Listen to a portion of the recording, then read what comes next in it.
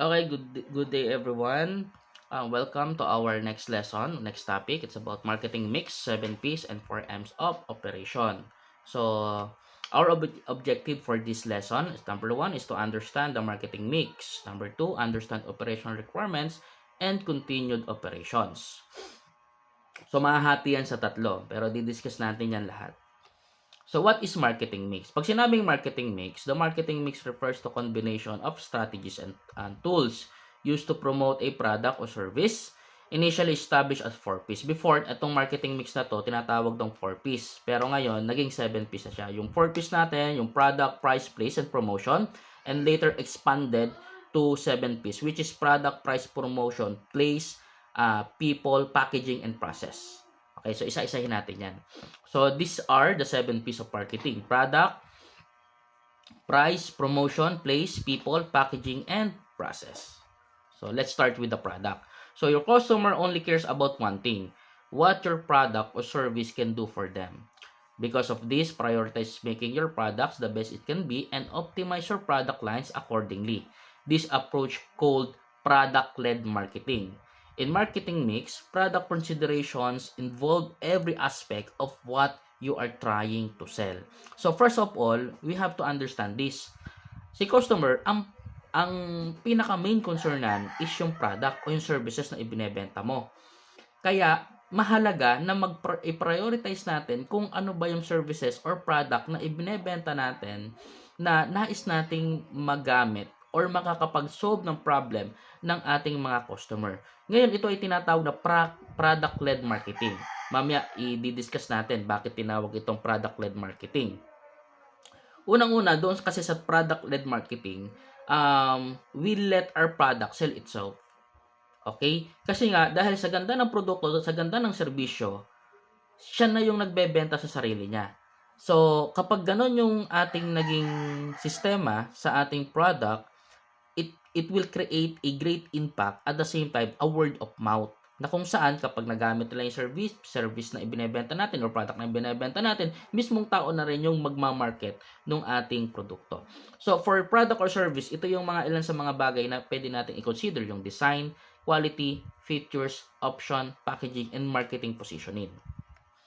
So, example natin dito, yung clothing retailer's product includes different styles, sizes, colors, and materials of clothing as well as the brand name and packaging. So, kung nasa retailer ka ng isang damit, clothing, i-consider mo yung mga styles, i-consider mo yung sizes, different people, different sizes, yung colors then, especially since hindi naman lahat ng tao iisang kulay lang yung gusto nilang ginagamit, yung iba talaga multiple, and also the materials of clothing na kung saan para sa kanila tinitingnan nila yan, napakahalagang bagay yan bago nila gamitin or bilhin yung isang damit. And sometimes even the brand name, there are people walang pakialam doon sa susuotin nila, basta yung brand name ay yon. Okay, kasi nga it will create a identity of them na kung saan okay, so it is highly status, o mga mataas yung ang estado niya sa lipunan kapag ganun yung brand na kanyang ginagamit. So there are 5 components to successful product-led marketing that are important for product marketers to take into consideration. Number 1, get off the way. So let your product or service sell itself. Focus your marketing efforts on getting customer to try what you have to offer so that they can learn its value for themselves. So get off the way. From the word itself, let your product or service sell itself. So ang goal natin dito ay maintindihan natin na hayaan natin yung ating produkto na ibenta niya yung sarili niya. Yung services natin na ibenta niya yung sarili niya. Kasi, paano mangyayari yon? We have to focus sa paghahanap ng mga tao na gagamit ng ating produkto. At kapag na-experience nila yung ganda ng service o ganda ng product na ibinebenta sa kanila, sila na mismo yung magkukwento nito sa iba. Okay? Number 2, be an expert on your customers. Know your customers' need and use that knowledge to help communicate your product's value. So, sa number 2 naman natin, we have tayo mismo ang before we sell it, tayo mismo yung gumagamit ng ating mga produkto. Nang sa gayon, malaman natin ano yung magiging expectation, magiging experience ni customer kapag ginamit na or inavail na yung ating services or yung ating product. Nang sa gayon ay we become an expert. So tayo muna yung customer natin para makita natin at ma-communicate natin ng maayos sa mga customers natin yung value ng ating product. Always be helping. Position yourself as an ally by creating informative content that meets your target customer's needs. And they will be more likely to buy from you. This is called content marketing. So, always be helping. Ito yung ginagawa ngayon ng mga content creators na kung saan bibili sila ng isang produkto, mga affiliate marketers na doon sa product na kanilang binili, kinukwento nila doon kung paano ito nakatulong sa pang-araw-araw nilang buhay or paano nakatulong yung produkto na ito para ma-solve yung specific problem that they are probably that they are trying to solve for many years or many times, and this product helps them. So nagkukwento lang sila. Actually, papunta din tayo sa number 4, yung sharing authentic stories, na doon sa experience na meron sila sa paggamit ng produkto na yon at sa information na ibinibigay nila from their product, from that product.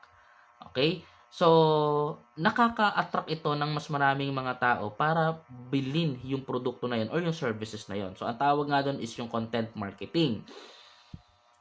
At the same time, doon sa may content marketing na yan, yung mga food vloggers natin, so if you are familiar with si Neneng B, sumikat yan, pinuntahan yung stores niya because of the food vloggers na nag-share ng mga ng stories, authentic stories, at the same time nag-share ng mga information kung saan mahanap yung kainan na yon, at the same time ay nag-share ng mga information kung magkano yung product at kung ano yung produkto na ibinebenta doon.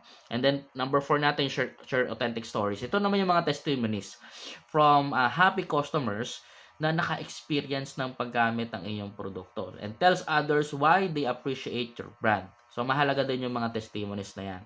Ako, ang tawag ko dyan doon sa aking pinopost sa aking Facebook page, Just Sold. So, yun yung, yung tagline ko doon, Just Sold. So, naibenta siya. Tapos, ito yung picture. Pakita ko yung picture na happy si customer na installed yung car wash vending machine niya, and they are using it.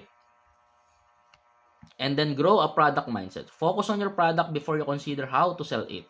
Invest in development, and the product quality will take care of the rest. So, if you are nag-observant sa paligid natin, there are pagka ang mga sikat na company naglabas ng produkto, talagang naha-hype siya. Okay? Dahil bago nila ilabas yung product na yon, they already invested on it. Hindi ko alam kung lumalabas sa newsfeed ninyo sa social media itong alkaline water spring, spring yata yung water na yun, nakalimutan ko lang, pero alkaline water siya. Ang daming comments, ang daming post na nakikita ko siya. Kulay pink yung kanyang kanyang lalagyanan, yung bottle niya, yung label niya kulay pink, white bottle. Ang dami kong nakikitang comment dito, ang dami kong nakikitang post, ang dami kong nakikitang videos regarding doon sa produkto na yon. It is an alkaline. So, babalik tayo doon sa always be helping and share authentic stories. And then, ito naman yung Grow a Mindset Project na kung saan they focus on the product, they develop it, and then, boom! Ayun, nung nakilala ito sa market, talagang nabibili siya, talagang tinatangkilik siya ng mga tao. Pangalawa, after the product is the price. So, many factors go into a pricing model.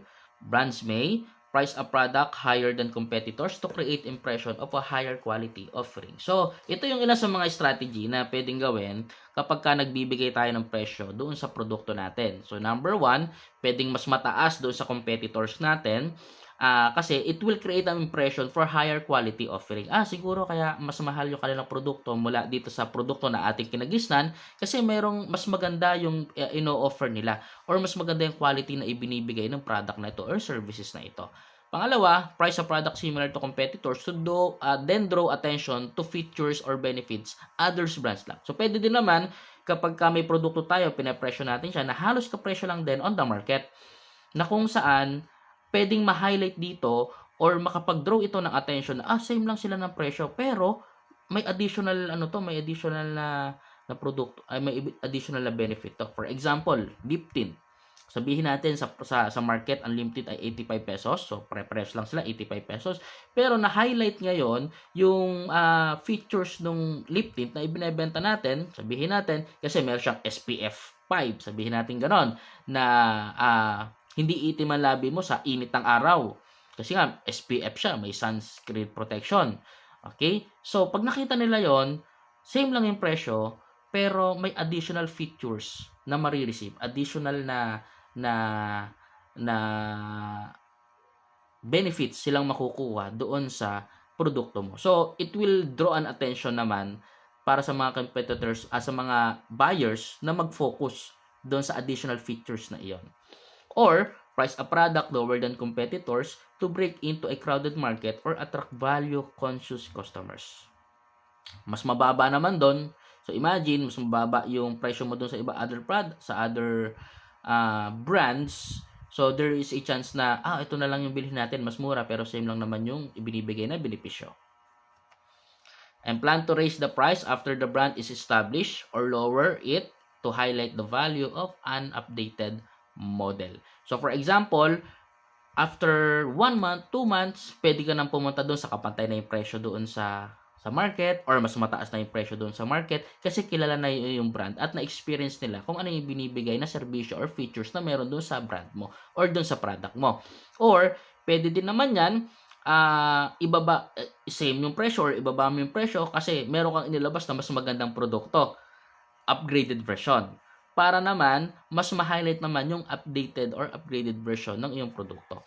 So, also set the base price higher to make bundling or promotion more appealing. So, ito lagi kong itinuturo sa mga estudyante ko, taasan mo yung presyo. Okay? Pero hindi naman sobrang taas para maisip ng customer nila, ni-scam lang kami nito. Okay? Bakit kailangan mataas yung presyo? Kasi, meron mga tao na bibili sa'yo for bundling as reseller. So, for example, 100 pesos yung product mo, worth ng product mo. 100 pesos ang kanyang presyo. Kung ang material cost para magawa yon or even the production is only 20 pesos. Sabihin natin 20 pesos lang. So 100 pesos, 20 pesos yung production. So meron kang 80 pesos ceiling. Okay? So yun yung net. Pwede nating sabihin net na price na makukuha mo or net income mo doon sa 100 pesos na yon.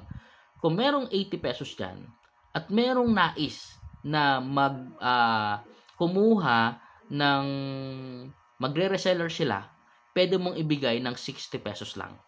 May 40 pesos ka pa rin. Nagigets ba? So, 60 pesos lang, may 40 pesos ka pa rin doon. Tapos sila, yung reseller mo, may kita na 40 pesos. Paano kung ganito? Doon sa reseller mo, merong gustong mag-reseller din. So, pwede niyang ibigay ng 80 pesos. Nang sa gayon, yung reseller mo, kikita pa ng 20 pesos. So, nagigets na? Okay? Tapos, sabihin natin, yung reseller mo, gusto nila, nakakita sila ng mag-affiliate marketing. Na kung saan kumikita ng 5 pesos. So, from 80, nakuha nila, na ibebenta na 95, doon sa customer, 100 na ibebenta sa customer, and merong 5 pesos pang napupunta doon sa mga affiliate marketers. So, nakikita ninyo yung haba niya na dahil doon sa mga possible na opportunities, malaki yung ceiling mo na ibibigay mo yung part na gusto lang mag-reseller pero kumikita ka pa rin. At the same time, mas makakapagbigay ka ng mga promotions kapag may mga Christmas season or every season na meron dito sa Pilipinas na magagamit mo kung saan pwede kang mag-promotion or pwede kang magbigay ng mga discounts. Okay, that's part of your promotion para doon sa iyong product. Consider what you're trying to achieve with your pricing strategy and how price will work with the rest of your marketing strategy. And some question to ask for yourself when selling products. Number 1, will you offering higher end version at an additional cost? So, number 1 question na pwede mong i-consider when you are selling product, nag-o-offer ka ba ng higher end version at an additional cost. Pangalawa, do you need to cover costs right away, or can you set a lower price and consider it an investment to grow? So pwede mo i-consider kapag ni-launch mo na yan, tapos mababa yung presyo mo, doon ba sa production ko kailangan kong maka-recover agad sa aking ginastos? Or okay lang kahit na medyo magtagal pa bago ko siya ma-recover, kasi nga this is part of my investment para mag-grow yung aking produkto. Another thing, will you offer sales and promotions? So, doon ba sa launching, doon sa product mo, mag-o-offer ka ba ng mga sales promotion dyan?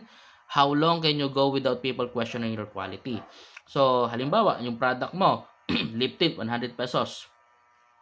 Sa tingin mo, ganong katagal na iisipin or bago ma-question ng mga tao na yung quality ng product ko ay mababa para doon sa kanyang presyo na 100 pesos? Or how high can you go before customer think you are overpriced? Or ito bang produkto ko worth 100 pesos ba talaga? Or baka worth 60 pesos lang ito? Kasi kung worth 60 pesos lang ito pero binebenta ko ng 100 pesos, there's a bad impression sa audience na overpriced yung ating product. Or are you perceived as value brand or a premium brand? Okay, so ito bang product mo na to ay pine-perceive pa siya bilang isang value brand? Pagka sinabing value brand, ito ay may kinalaman doon sa price, sa price, sa presyo niya, doon sa kanyang features na ibinibigay. Pero pag premium brand, it is all about the brand name. Okay? Example, a luxury car a brand might use premium pricing to convey exclusivity, while a budget airline might use value pricing to attract price-sensitive customers. Siyempre, unang-una, yung luxury cars na yan, konti lang yung nilalabas nila dyan, talagang kung makabili ka, isa lang o 10 lang o 100 piraso lang yung binibili ang ginagawa nila ganyan. Kaya kaya nilang itaas yung presyo dahil nga limited lang iyon. At the same time, yung brand name ng produkto na yun ay kilala talaga. Ngayon, yung mga budget airline naman, pwede lang gawin value, yung presyo naman pwedeng babaan para makapag-attract naman ng mga price-sensitive customers. Another thing is the promotion. Promotion is the part of the marketing mix that the public notices most. So it includes television and print advertising, content marketing, coupons or scheduled discount, social media strategies, email marketing, display ads, digital strategies, marketing communication, search engine marketing, and public relations, and many more. So when it comes to promotion, that's part of the marketing mix na kung saan paano natin maipapaalam sa publiko, sa mga tao, yung patungkol sa ating produkto. Napakaganda ngayon, napakadali na kasi we have the social media and we can use the resources or the network ng mga social media influencer para i-promote ang mga produkto. In fact, okay? Kaya nga naging talamak yung example natin dito, kaya nga naging talamak yung gambling, online gambling na yan kasi nga dahil sa mga content creators na nagpapakilala sa kanila, na nagpo-promote sa mga services na yan.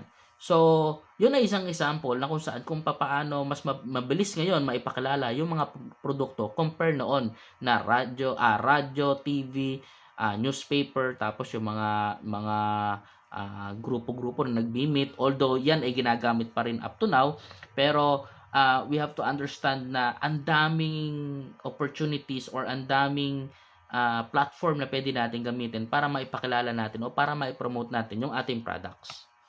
So all these promotional channels tie the whole marketing mix together into an omni-channel strategy that creates a unified experience for the customer base. So that's for promotion. Example natin dito, a customer sees an in-store promotion and uses their phone to check their prices and read reviews. So they view the brand's website, which focuses on a unique feature of the product. The brand has solicited reviews addressing that feature. All those reviews appear on high-ranking review sites. The customer buys the product and you've sent a thank you email using marketing automation. So lahat ng yan ay mga example kung paano natin na ipapakilala yung ating mga produkto sa madla.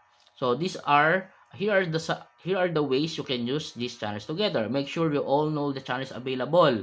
So, wag tayong mag-stick lang sa isang platform na gagamitin natin para maipakilala yung ating produkto, but we can use every channel or every platform na pwede natin gamitin, and make the most of them to reach your target audience, and embrace the move forward personalized marketing.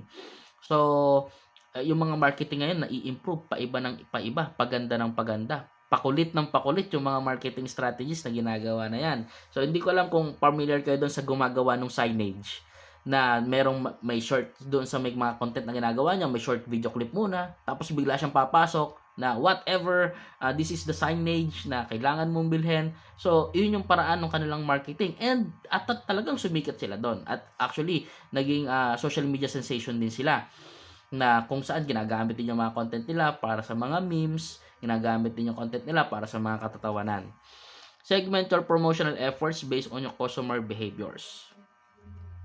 Test responses to differently promotion and adjust your marketing spend accordingly. And remember that promotion isn't a one-way street. Customers expect you to pay attention to their interests and offer them solution when they need them.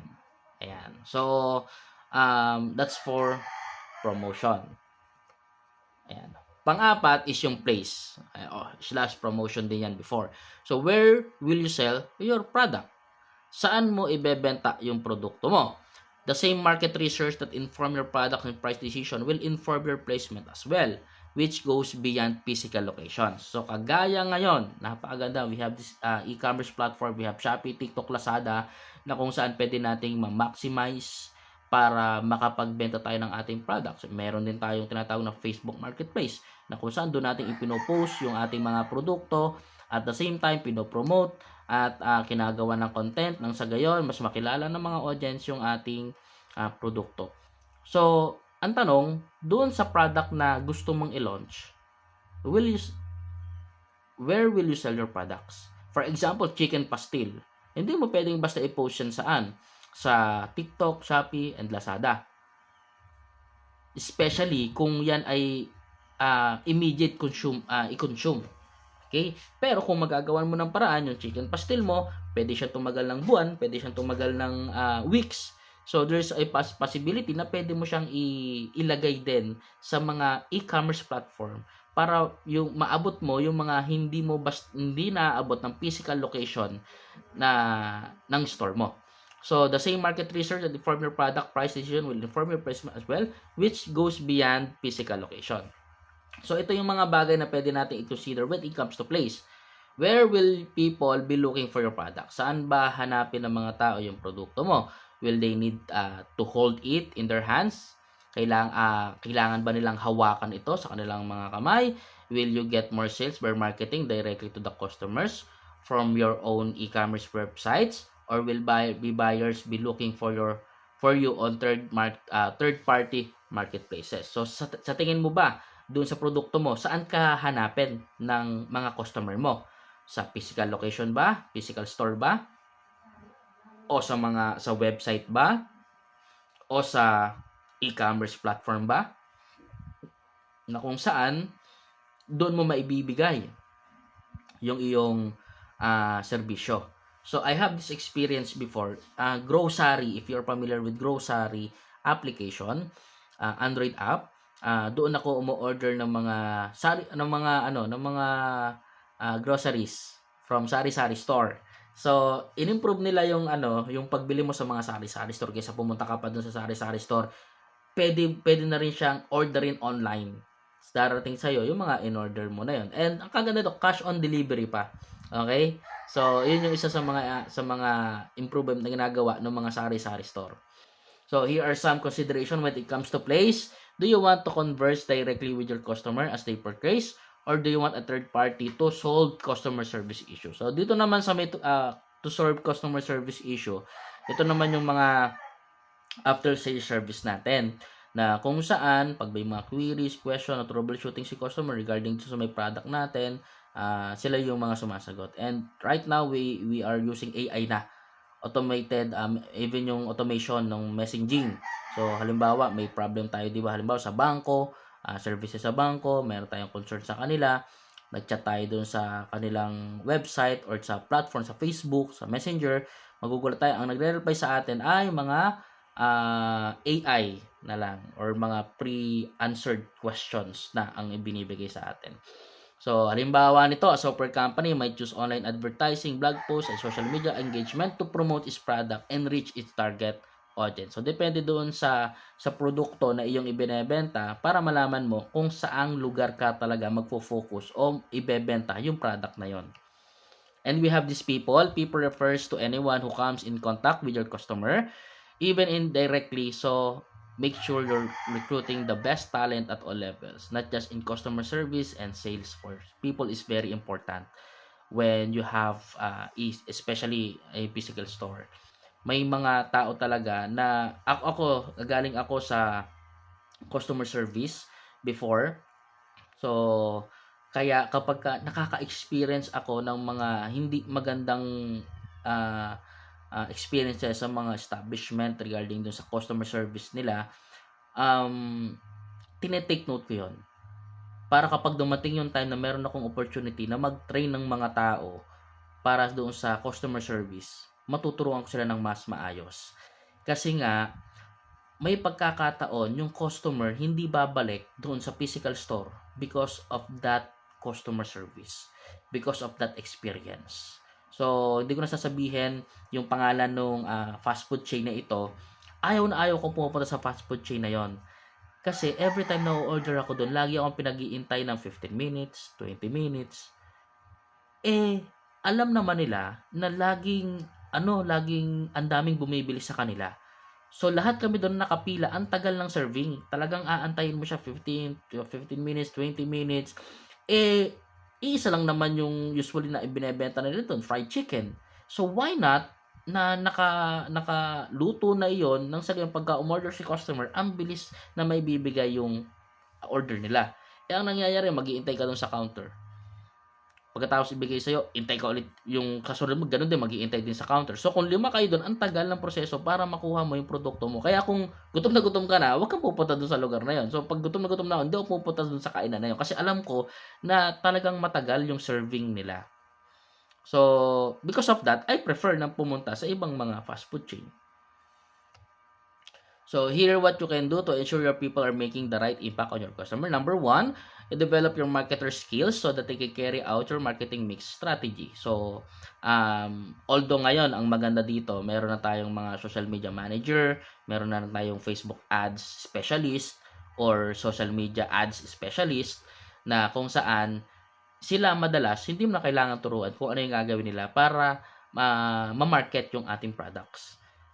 Think about company's culture and brand personality. Hire professional to design and develop your products or services. This is very important na mag-invest din talaga sa mga professionals para mag-design at mag-develop ng mga products na ating binebenta and even yung mga services na ating ibinibigay sa ating customer.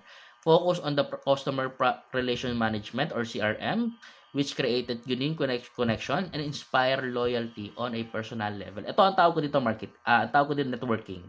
Networking is very important sa mga businesses. Why?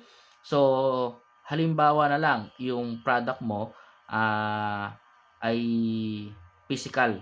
So, I have this experience. Isa din sa mga binebenta ko yung moringa na therapy oil, massage oil. So, yung mismo may-ari nun, MMS Marketing, ang dami niyang network. Minsan ang gagawin niya, kakausapin niya yung isang network niya, sasabihin doon sa network niya, mother leader halimbawa sa isang community. Sabihin niya, baka meron kayong meeting diyan ng mga kananayan. Baka pwede kong mag-present. And I'm gonna give you 10% of the kita nung presentation ko. Or 20% ng kita ng presentation ko. Magugulat ka kapag ka nag-present yun. Kasi na-witness ko at na-experience ko na nag-present siya. For 1 hour siya nag-present. Tapos, after 1 hour, after presentation niya, nag-alok na siya na bumili yung mga customer, yung mga audience. So, nagbilihan yung mga audience. Yung 1 hour na yon na presentation, 20,000 pesos agad yung kanyang gross income. So, kung may 10% doon si mother leader, O di 2,000 pesos agad yung sa kanya doon na wala siyang ginagawa kundi i-invite yung ah, owner ng MMS marketing para mag-present doon sa kanyang product. So that is networking. People is all very important doon sa ating marketing mix. So with the right people in place, you can enhance the quality of the customer service, build a customer loyalty, and gather customer feedback and refine your marketing approach. Another example natin dito, so a restaurant staff particularly serves play a crucial role in shaping the customer experience and promoting positive word of mouth. Yan nga sinasabi ko sa inyo kanina na experience ko doon sa customer service.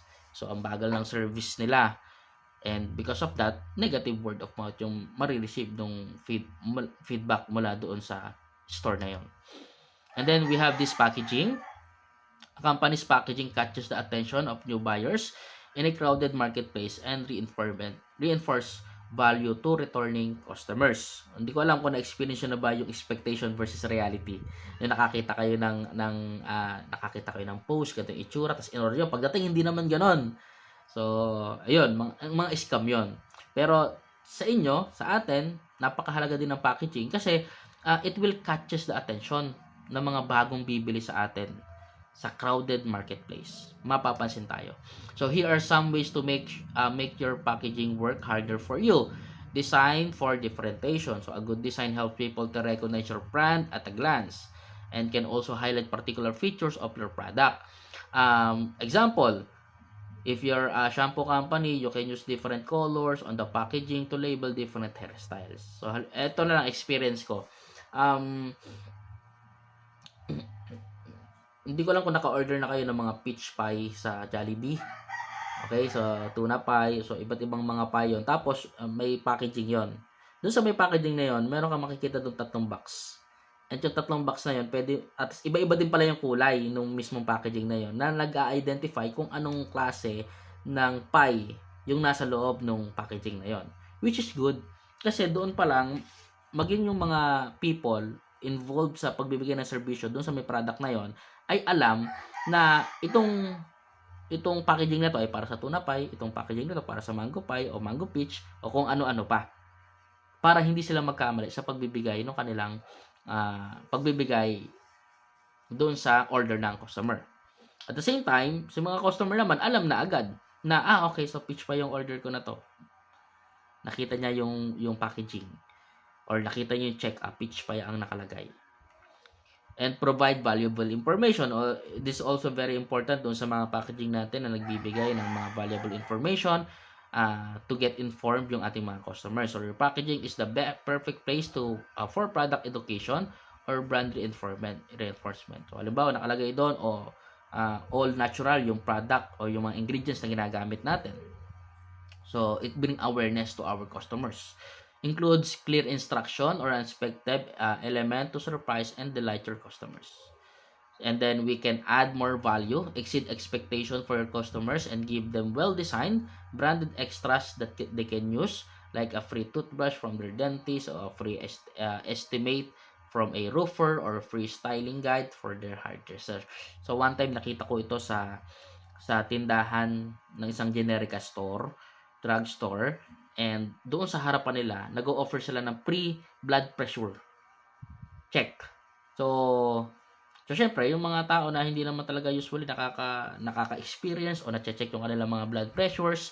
So that's an opportunity para lumapit sa kanila yung mga tao na yon. At the same time, ay hindi lang basta ma-check, kundi makapag-offer din ng other services like kung nakita ma'am medyo mataas po pala yung dugo niyo, pwede po kayong bumili po sa amin ng ganito, testin niyo po in 2 to 3 days and then balik po kayo dito para malaman po natin kung naging okay po yung inyong blood pressure.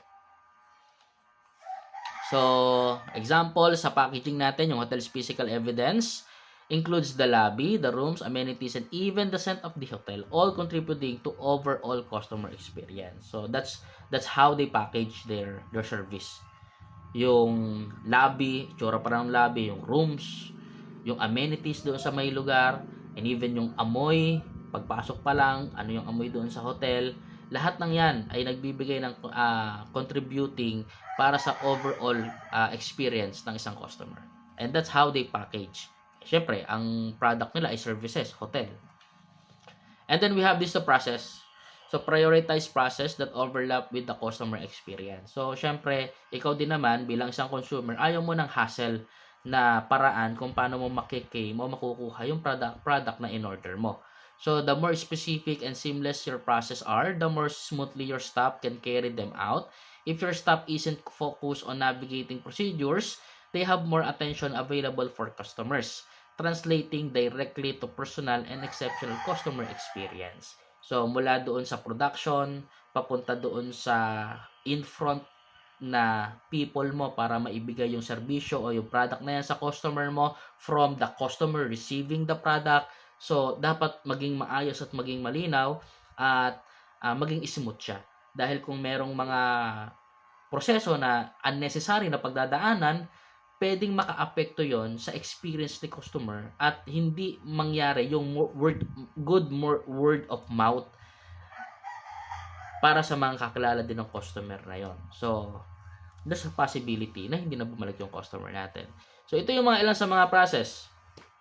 Halimbawa, are the logistic in your main distributor channel cost efficient? So, yung delivery cost ba? Sulit ba? Mamaya masyadong malaki yung ini-spend natin na pera para sa delivery na yan, pero hindi siya cost efficient. How are your scheduling and delivery logistics? Every other day ba? Baka mamaya may order ngayon, tapos every other day pa yung delivery niyo. So, there's a possibility na baka mamaya mag-cancel si customer kasi at tagal pala ng delivery. I have that experience. Kasi yung car wash vending machine ko, minsan may order sa akin, from Bulacan ako eh. Minsan may order sa akin from Tarlac, from Pangasinan, from Zambales, from Nueva Ecija. Kachat-chat lang yan. Ang gusto, ngayon mismo i-deliver. And they want to receive it now.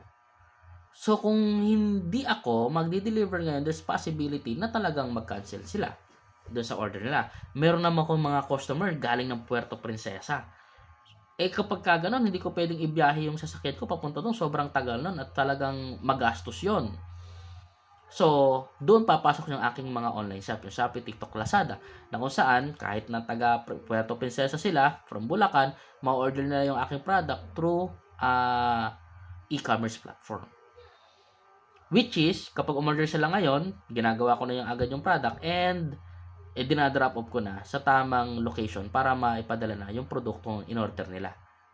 Ngayon, kung malapit naman at kaya naman i-deliver, ngayon mismo, i-deliver namin yung produkto na kanilang in-order.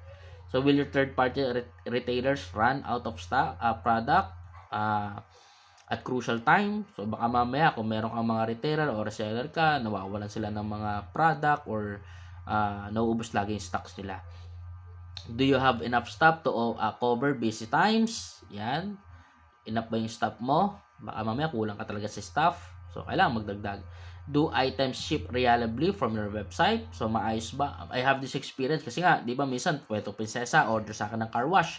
Tapos, 2 linggo yung nasa biyahe. Tapos, pagdating doon sa customer, durug-durug yung product. Durug-durug yung car wash. So, kapag ka ganon, on my part, kasi hindi ko naman kontrolado na yun, ang ginagawa ko, talagang sinisecure ko siya dito pa lang. Para kung sakali mang ibalibag, ibato ng mga rider or ng mga nasa delivery logistics, ay safe pa rin makakarating yung aking produkto dun sa aking customer. So, if you get more than one customer complain about any process, pinpoint what's going wrong and figure it out how to fix it. So, kung sakali man na nakaka-experience talaga ng complaint itong mga tao na to, or mga customer natin, pinpoint natin yung specific complaint na yon. Nang sa gayon, malaman natin kung paano natin i-improve yung specific product o yung specific system. So, a fast food restaurant, example, process include taking orders, preparing food, and delivering it to the customer, all within a streamlined and efficient system. Okay? So, may maayos na pag-deliver ng product mula dun sa papunta dun sa customer at yung streamline efficient system kung paano ma-receive the customer yung product na yun. So, I think that's all for 7 P's. Okay? So, i-continue natin yung lesson natin, part 2 for 4 M's of operation. But for now, just wait para sa activity na aking ibibigay doon sa ating silid. Yun lamang. Thank you and God bless.